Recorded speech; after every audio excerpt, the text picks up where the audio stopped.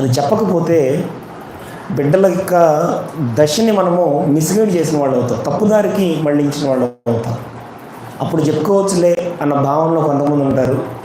ఇది ఈ దశలో చెప్పాల్సిన మాటలా, ఇంత చిన్న వయసులో మాట్లాడాల్సిన మాటలా అని కొంతమంది మాట్లాడుతుంటారు. నిజానికి మాట్లాడకూడని మాటలు మాట్లాడుతుంటారు. ఏంటో చెప్పమంటారా? వరుసకు బావ ఇలాంటి వరుసలు అవుతారు చూడండి. ఇదిగో నేను పెళ్లి చేసుకుని పెళ్లి మాటలు మాట్లాడతారు, కానీ ఆ జీవితంలో ఆ దశలో ఎదురయ్యే సమస్యల గురించి మాత్రం మాట్లాడడానికి చాలామంది సంకోచిస్తూ ఉంటారు. అది ఖచ్చితంగా మాట్లాడాలి. ఆ దశలో జరిగే మార్పులకు సంబంధించి ప్రతి తల్లి కూడా తన బిడ్డతో మాట్లాడాల్సిన అవసరం ఉంది. ఇది నేను చెప్పే మాట కాదు, గ్రంథమే చెప్తుంది. వచనాల్లోకి వెళ్ళే ముందుగా బ్రీఫ్గా కొన్ని మాటలు చెప్తున్నాను మీకు. తప్పనిసరిగా ఈ దశను గురించి తల్లి తన బిడ్డకు ఎక్స్ప్లెయిన్ చేయాలి, తన అనుభవంలో నుంచి చెప్పాలి. ఎందుకంటే తను కూడా ఒకానొక దశలో అనుభవించిందే. సుమారు ఈ దశ 8 సంవత్సరాల నుంచి 16 సంవత్సరాల లోపు సంభవిస్తుంది. 8 నుంచి 16 లోపు. ఇప్పటి కాలపు పిల్లలకైతే ఆహార పదార్థాల్లో మార్పుల వలన ఆ దశ ఇంకా 6 సంవత్సరాలకు 7 సంవత్సరాలకు కూడా కలుగుతుంది. అది మీరు గమనిస్తూనే ఉన్నారు. అది నేను ప్రత్యేకంగా చెప్పనవసరం లేదు. ఈ మార్పులన్నింటినీ తప్పనిసరిగా మీరు పిల్లలతో పంచుకోవాలి అని మీకు ముందుగా తెలియజేస్తున్నాను. పంచుకోవటం వల్ల లాభం ఏంటంటే వాళ్ళు దాని గురించి అవగాహన కలిగి ఉంటాన్ని బట్టి వాళ్ళు మెచ్యూర్డ్గా ఆలోచన చేస్తారు.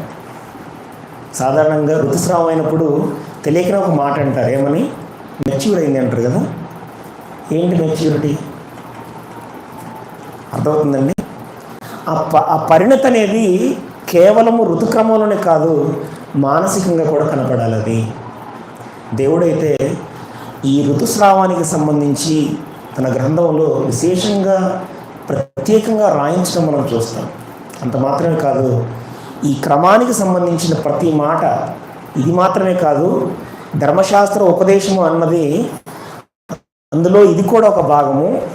ఈ భాగములన్నీ కూడా దేవుడు ఉపదేశించేటప్పుడు పిల్లల్ని, పెద్దల్ని, యవనస్తుల్ని అందరినీ పిలిచాడు. ఒక మాట చూద్దాం.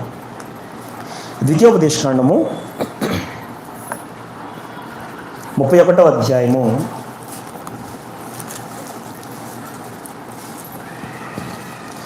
31వ అధ్యాయము ఒకసారి 10వ వచనం నుంచి మనం ఈ మాటలు చదువుదాం. ద్వితీయోపదేశకాండము 31వ అధ్యాయము 10వ వచనం నుంచి. వారితో ఇట్లా, నేను ప్రతి 7వ సంవత్సరాంతమున అనగా నియమింపబడిన గడువు సంవత్సరమున నీ దేవుడైన యెహోవా ఏర్పరచుకున్న స్థలమందు ఇశ్రాయేలీలందరూ ఆయన సన్నిధిని కనబడి పర్ణశాలల పండుగను ఆచరించినప్పుడు ఇశ్రాయేలీలందరి ఎదుట ఈ ధర్మశాస్త్రమును ప్రకటించి వారికి వినిపింపవలెను. 12వ వచనం, మీ దేవుడైన యెహోవాకు భయపడి ఈ ధర్మశాస్త్ర వాక్యములన్నిటినీ అనుసరించి నడుచుకున్నట్లు పురుషులేమి, స్త్రీలేమి, ఆ మాట నోట్ చేయండి, పిల్లలేమి అన్నాడు. అంటే అందరూ అన్నప్పుడు ఆ ధర్మశాస్త్ర ఉపదేశాన్ని వినేవారిలో ఎవరెవరు ఉంటున్నారు? పురుషులు, స్త్రీలు, పిల్లలు కూడా ఉండాలి అన్నది దేవుని యొక్క ఆజ్ఞ. పిల్లల్ని నీ పురముల్లో ఉన్న పరదేశులేమి వాటిని విని నేర్చుకున్నటకై అందరినీ పోగు చేయ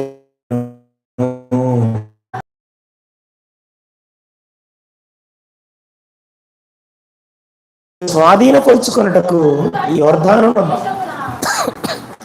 దాటబోతున్న దేశమున మీరు బ్రతుకు దినములన్నీ వాకు భయపడుట నేర్చుకుందరు అని మాట్లాడుతున్నాడు.